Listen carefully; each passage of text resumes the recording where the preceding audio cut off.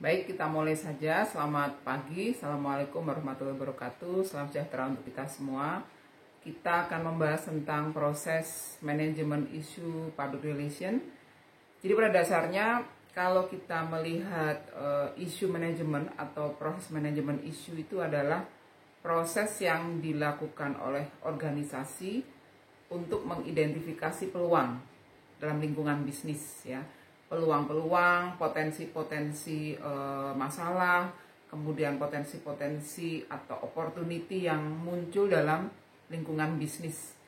Bisnis di sini berarti organisasi, ya, baik di dalam konteks organisasi formil ataupun yang non formil, ataupun lingkungan bisnis yang berupa organisasi yang orientasi kepada profit maupun yang non-profit. Jadi sebelum mereka mengalami krisis, sebelum mereka mengalami potensi-potensi krisis, perlu kita petakan apa saja isu-isu yang muncul, apa saja isu-isu yang kira-kira dialami oleh organisasi sebelum mereka mengalami krisis.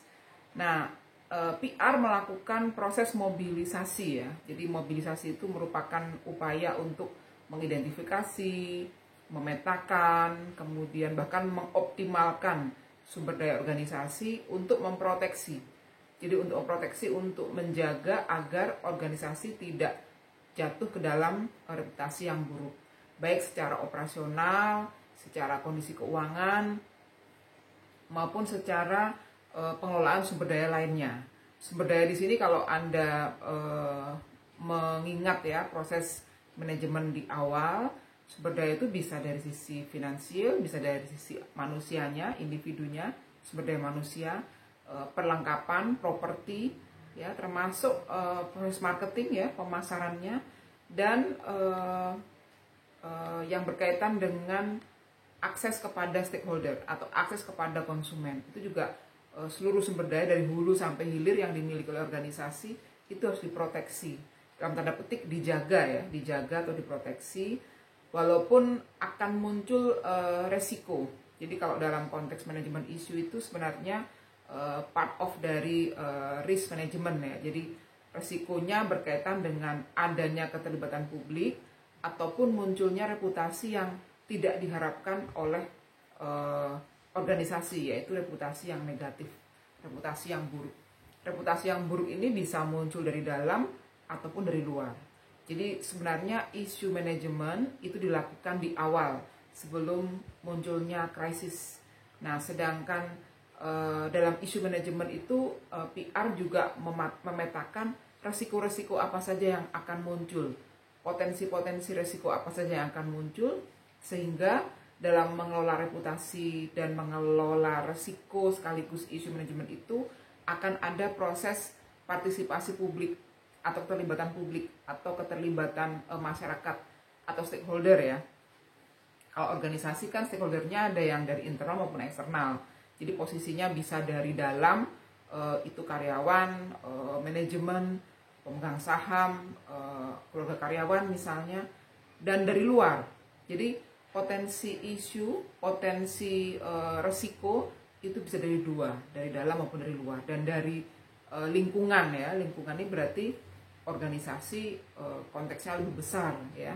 Nah, ini yang kita harus petakan dari awal. Jadi kalau menurut pemahaman saya, yang berkaitan dengan isu manajemen ini sebenarnya lebih kepada early warning system atau PR memetakan pemetaan resikonya itu dari awal.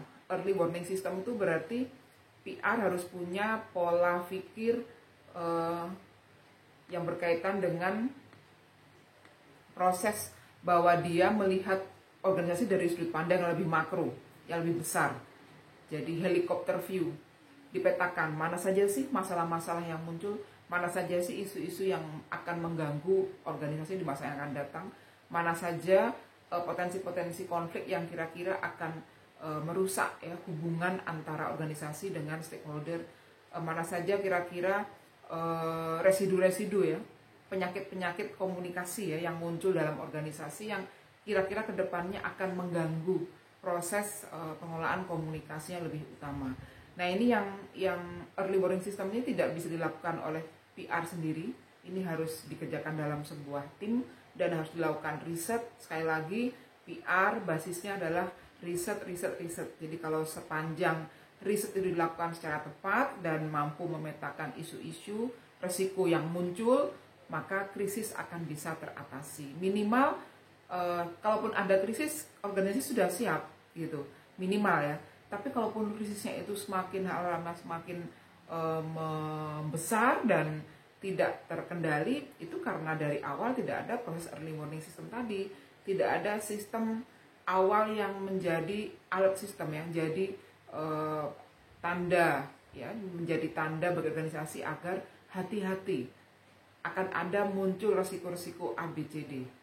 Jadi Anda harus petakan juga organisasi yang menjadi objek kasus, kira-kira isunya apa saja ya potensinya, isunya apa saja yang kira-kira akan mengganggu ya. Mengganggu di sini bisa dalam jangka pendek, jangka menengah maupun jangka panjang, sehingga pada saat nanti organisasi bergerak, berproses, PR dan sumber daya manusia di dalamnya sudah siap dengan apapun resiko yang muncul. Nah, isu di sini sebenarnya bukan rumor atau gosip ya. Jadi isu di sini adalah masalah, problem. Jadi rumor dan gosip bisa menjadi masalah, bisa menjadi problem. Jadi salah satunya saja. Nah, masalah dan problem yang lain apa saja?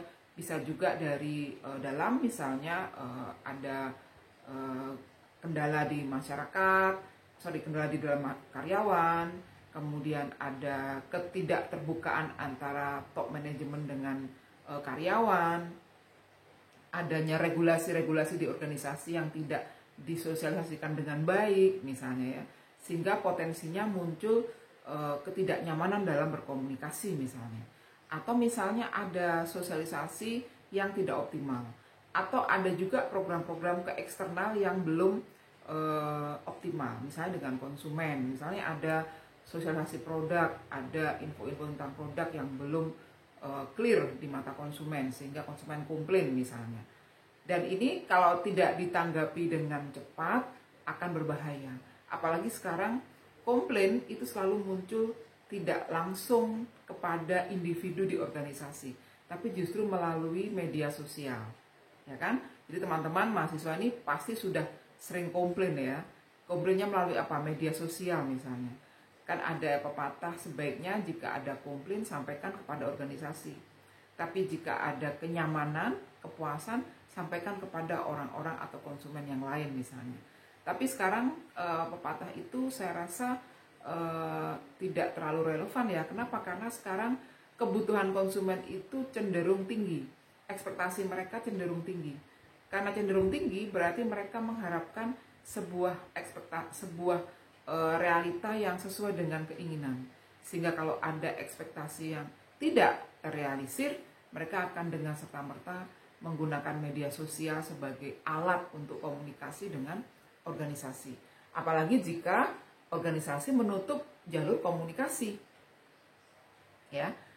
Kenapa menutup? Banyak faktor. Karena organisasi tidak mau berkomunikasi misalnya, karena top manajemennya tidak terbuka misalnya, tidak ada openness dalam proses komunikasinya, misalnya dalam proses komunikasi mereka cenderung tertutup misalnya, atau jangan-jangan memang ada masalah sehingga mereka tidak mau mendiskusikan dengan baik gitu ya. Nah ini yang lama-lama akan menjadi sebuah krisis. Jadi problem-problem ini kalau tidak dipetakan, tidak dikelompok-kelompokkan, tidak dicarikan solusinya, maka akan menjadi sebuah krisis ya. Nah, di sini ada step by step ya yang perlu kita pahami bahwasannya pertama ada 3 tahap awal. Jadi kalau saya mengutip dari Dorley and Garcia tahun 2007, ada 4 tahap dalam proses manajemen isu ya. Tahap pertama adalah mematangkan mekanisme seperti regular meeting, riset-riset berkelanjutan, diskusi-diskusi periodik. Ya, jadi tadi sudah saya singgung bahwa PR berangkat dari proses riset. Ternyata dari kajian-kajian penulis-penulis lain juga menyatakan hal yang sama, bahwa riset berkelanjutan harus dilakukan untuk memetakan proses-proses pengidentifikasian isu potensi-potensi problem, masalah-masalah yang muncul, ya. Termasuk bisa juga mengidentifikasi isu-isu yang nanti mengarah kepada krisis. Jadi dari sekian banyak isu dalam organisasi itu ternyata dipetakan ada 3 atau 5 misalnya yang akan potensi menjadi sebuah krisis di masa yang akan datang jika tidak ada proses pengelolaan. Oke. Kemudian yang kedua, mempersiapkan dokumen-dokumen dan materi-materi yang akan dianalisis oleh top management. Jadi PR harus benar-benar ready ya untuk menyiapkan dokumen, menyiapkan materi diskusi, analisis tim dan analisis materinya untuk di prepare kepada top management. Jangan lupa ya, kita dalam satu pemahaman bahwa PR di sini adalah masuk dalam lingkungan top management, masuk dalam lingkungan BOD ya, Board of Directors, sehingga tidak susah pada saat berkomunikasi dengan top management. Kalau jauh di bawah BOD, nah itu yang repot. Kenapa? Karena PR tidak bisa memberikan inputting yang positif dan tidak bisa memberikan inputting yang strategik kepada manajemen. Oke, lalu menguatkan tim komunikasi dan tim lawyer atau konsultan hukum, tim bisnis maupun unit-unit yang lain yang kira-kira bisa memetakan dan mengurangi munculnya isu-isu tersebut. Tapi jangan lupa, pastikan bahwa tim-tim yang dibentuk ini harus satu komando dengan manajemen. Jadi harus melihat ada satu objektif, ada satu aim kepada manajemen bahwa akan menyelesaikan masalah organisasi, bukan membuat kepentingan sendiri atau membuat bisnis sendiri dengan tim-tim mereka. Ya. Kemudian itu 3 tahap awal. Kemudian tahap yang kedua, yang tadi A ya, sekarang yang B, menyusun perencanaan tindakan. Jadi dalam proses manajemen isu itu kita harus membuat perencanaan tindakan yang juga mulai memetakan tujuannya, membuat strategiknya, menyusun taktiknya, meng-create pesannya, anggarannya berapa, waktu yang dibutuhkan, termasuk mekanisme evaluasi. Jadi dalam proses manajemen isu itu sebenarnya tahapannya mirip dengan proses manajemen public relation ya, hanya tahapannya lebih spesifik dan lebih taktikal. Kenapa? Karena di sini dipetakan bahwa dalam perencanaan komunikasi itu Anda juga harus melihat tujuannya juga. Jadi dari manajemen PR yang besar, yang makro itu di breakdown lagi menjadi manajemen issue plan ya. Issue plan ini berarti kira-kira perencanaannya untuk apa, tujuannya apa saja, strateginya apa, taktiknya apa, pesannya apa ya. Anggaran, timeline itu berarti waktunya, plus terakhir adalah mekanisme evaluasinya. Nah, tentu dari proses tadi ada individu yang in charge ya. Dalam hal ini PR manager atau direktur PR atau direktur humasnya misalnya, yang khusus mengelola proses isu manajemen tadi. Nah, yang C, yang ketiga, PR boleh melakukan adaptasi program komunikasi terbaru. Jika dalam pelaksanaan dalam isu manajemen tadi ada hal-hal yang harus dirubah. Ya, jadi Anda boleh PR boleh merubah, melakukan adaptasi. Tentu adaptasi ini konsekuensinya adalah di dalam tim, waktu dan anggaran. Ya, misalnya Anda di depan sudah memetakan bahwa nanti pengelolaan isu manajemen saya butuh uang sekitar 100 juta misalnya, ya dalam waktu 6 bulan. Ternyata pada pelaksanaannya nggak bisa 100 juta. Kenapa? Karena ternyata ada beberapa stakeholder yang harus ditangani secara khusus oleh PR misalnya gitu ya. Maka perlu biaya tambahan. Berarti berapa nih? 150 juta misalnya. Tentu Anda harus bertanya-tanya ya, Anda harus petakan juga 50 juta ini untuk apa saja. Karena pertanggungjawaban anggaran PR itu juga pertanggungjawaban tim. Pertanggungjawaban tim ini berarti ke unit ya. Berarti kinerja unit ini juga tergantung kepada bagaimana Anda bertanggungjawabkan anggaran yang sudah dibuat oleh PR tadi sebagai pelaksanaan dari isu manajemen proses ya. Terakhir yang keempat, evaluasi dan review. Jadi setelah melakukan adaptasi program tadi dan melaksanakan program-programnya, PR juga harus melakukan evaluasi dan review. Coba dilihat secara periodik, diakses secara periodik, kira-kira potensi-potensi isu tadi sudah bisa melandai belum?